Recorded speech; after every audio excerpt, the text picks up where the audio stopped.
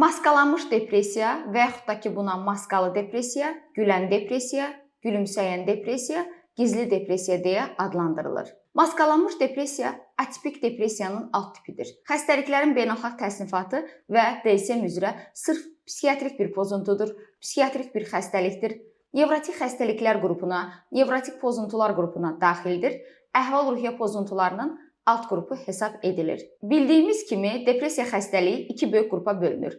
Birinci qrupa tipik depressiya və yaxud da ki, buna major depressiya deyilir. Bu depressiyanın kliniki əlamətləri zamanı depressiya xəstəliyi ağır kliniki gedişatla özünü ifadə etmiş olur və kliniki gedişatı zamanı intihar düşüncələri müşahidə edilir. İkinci böyük qrupa isə atipik depressiya aid edilir ki, bunların alt qrupu kimi mövsümi depressiya və maskalanmış depressiyanı misal gətirə bilərik.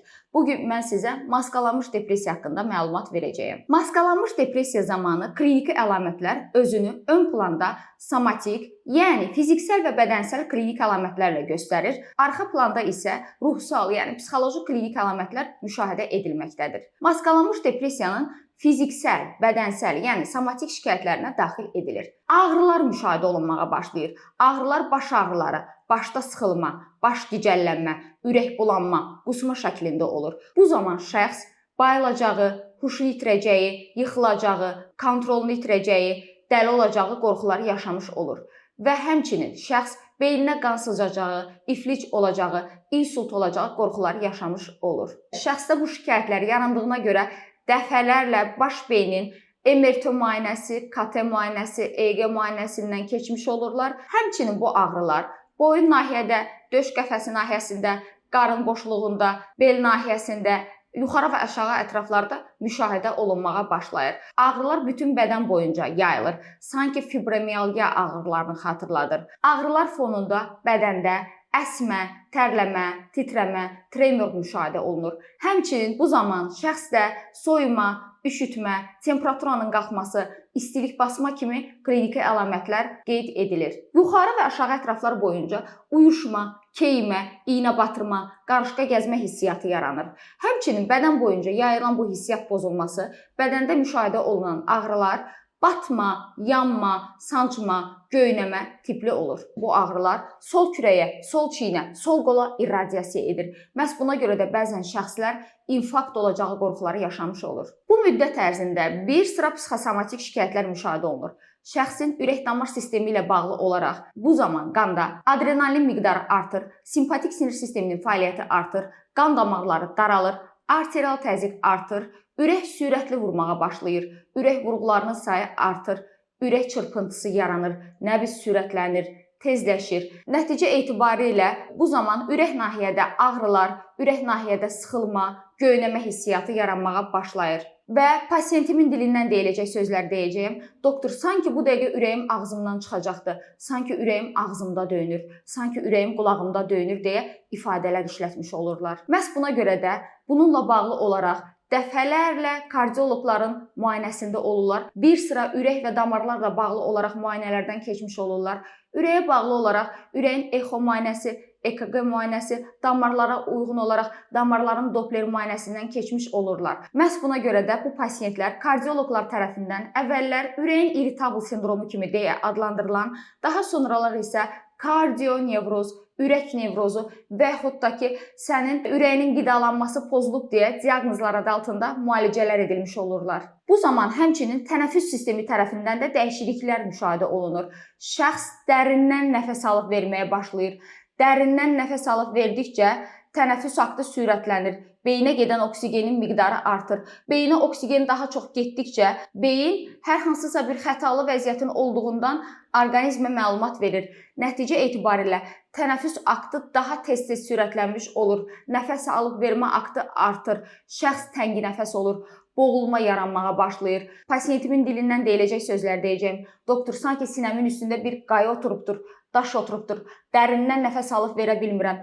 Nəfəs alıb verdikdə belə sanki ağciyərlərimə hava çatmır deyə ifadələr işlətmiş olurlar. Məhz buna görə də bu boğulmaq təhlükəsi olduğunu, boğulmaq qorxusu olduğunu düşünərək pasiyentlər dəfələrlə pulmonoloqların, terapevtlərin qəbuluna gedərək ağciyərlərinin müayinələrini keçmiş olurlar. Bu dövrdə həmçinin mədə-bağırsaq sistemi tərəfindən pozuntular yaranmağa başlayır. Şəxsin ağzında quruluq, ağzında acılıq hissi, udqunmada çətinlik, boğazda hər hansısa bir maneənin qalması qorxuları yaranır. Məhz buna görə də bu pasiyentlər qidalanarkən yanlarına bir stakan su qoyarlar. Su vasitəsilə qidanı udmağa çalışarlar və bunun nəticəsində pasiyentlər dəfələrlə gastroenteroloqlar və terapevtlərin qəbuluna gedərək mənim mədə-bağırsağımda problem var, boğazımda hər hansısa bir maneə var, bəlkə məndə bir şiş xəstəliyi var, boğazımda udquna bilmirəm deyə ifadələr işlədirlər. Bu dövrdə həmçinin pasiyentlərdə mədə nahiyəsində yanma, qıcqırma, gəyirmə, köpmə hissiyatı yaranır.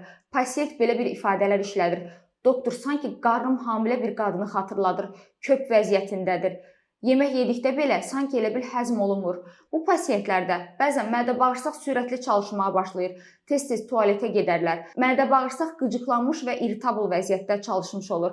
Bəzən diareya, bəzən isə qəbizliklə ifadə olunur. Və nəticə etibarilə pasiyentlərdə yaranan bu şikayətlərlə bağlı olaraq dəfələrlə gastroenteroloq və terapevtlərin qəbuluna gedərək tez-tez mədə-bağırsağın rentgen müayinəsindən, eyni zamanda ultrasəs müayinəsi, kolonoskopiya, gastroskopiya, endoskopiya müayinələrindən keçmiş olurlar. Dəfələrlə qanın və sidiyin, nəcisin təhlillərini etmiş olurlar. Məhz buna görə də bu pasiyentlərə gastroenteroloqlar və terapevtlər tərəfindən qıcıqlanmış bağırsaq sindromu, mədənin irritabl sindromu, mədə nevrozu deyə diaqnozlar təyin edilərək müalicələr aparılmış olurlar və müxtəlif ixtisaslı həkimlər tərəfindən aparılmış müxtəlif instrumental laborator müayinələrin nəticələrində hər hansısa bir xəstəliyin ciddi əlamətləri aşkarlanmadığı təqdirdə həkim dedikdə belə sənin hər hansısa bir ciddi pozuntun yoxdur, bu psixoloji bir haldır deyə ifadələr işlətdikdə pasiyentlərdə belə bir düşüncələr yaranır. Doktor, mənim dərdimin çarəsi tapılmadı.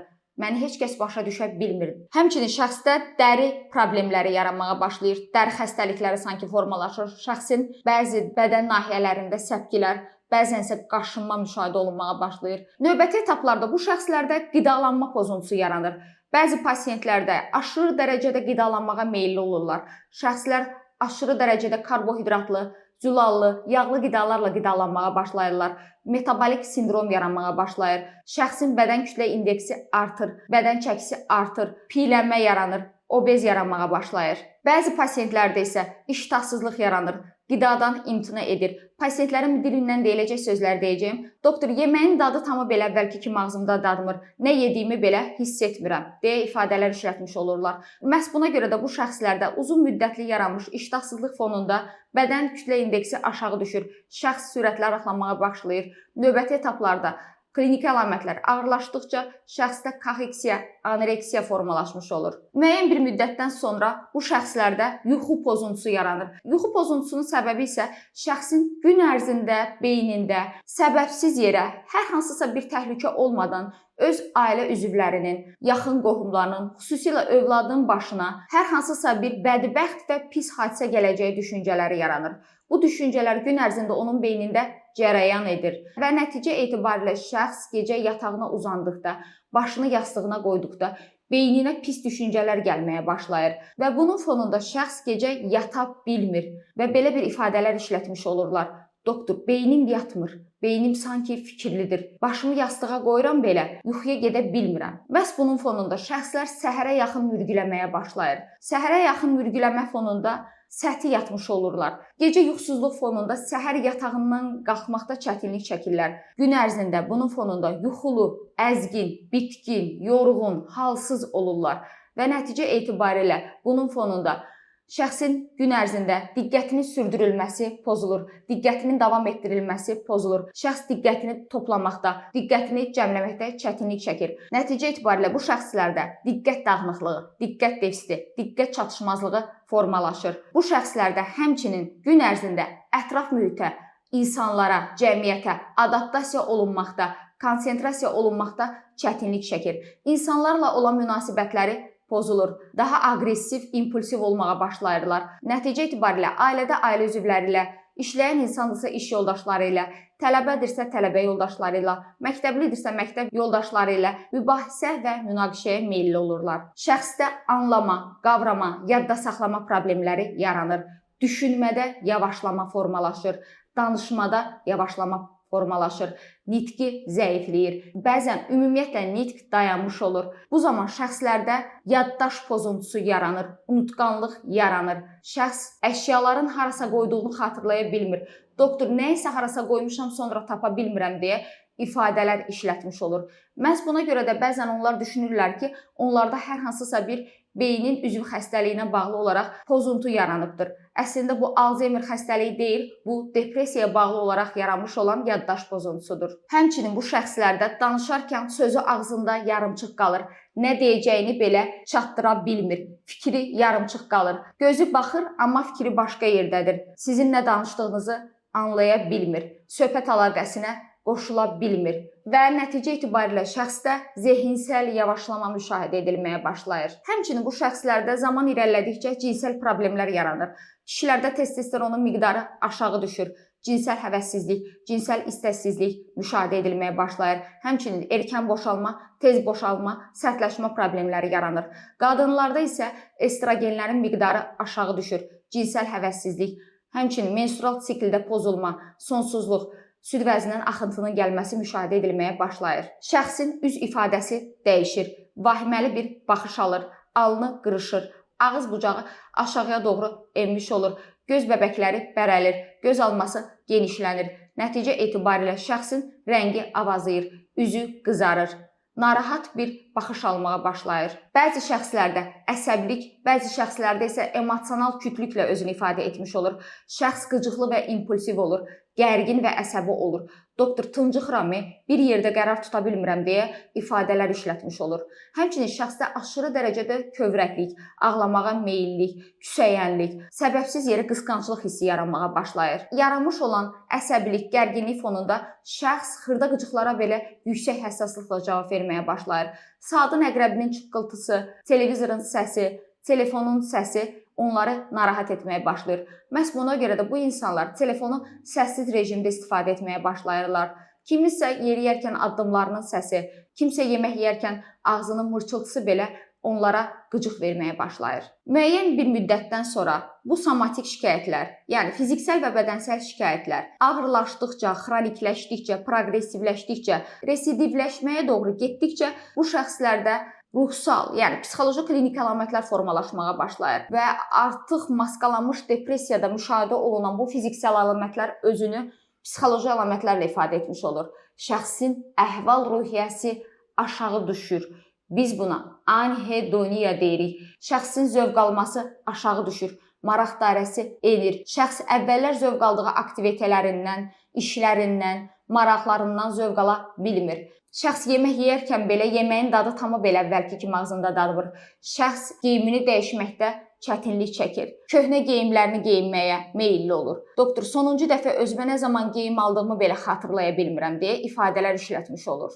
Həmçinin bu şəxslər bu zaman özünə qapanır, çökkün ruh halında olur, bədbin, bitkin, üzgün vəziyyətdə olur. Lakin bunu ətrafa sirayət etmək istəmədikdə belə günün əksər hissəsində cəmiyyətdən kənarda bu hallar müşahidə edilməyə başlayır. Ümidsiz olur, bədbin olur, bitkin vəziyyətdə olur. Cəmiyyət içərisində gülməyə çalışsa belə bunu impulsivliklə, aqressivliklə ifadə etmiş olur. Enerji potensialı enir. Biz buna evolyusiya deyirik. Şəxs bəzən çox hərəkətsiz vəziyyətdə olur. Yerindən qalxmağa halı heyi olmur. Bir yerdən qalxıb digər yerə keçə bilmir. Yatağından qalxa bilmir.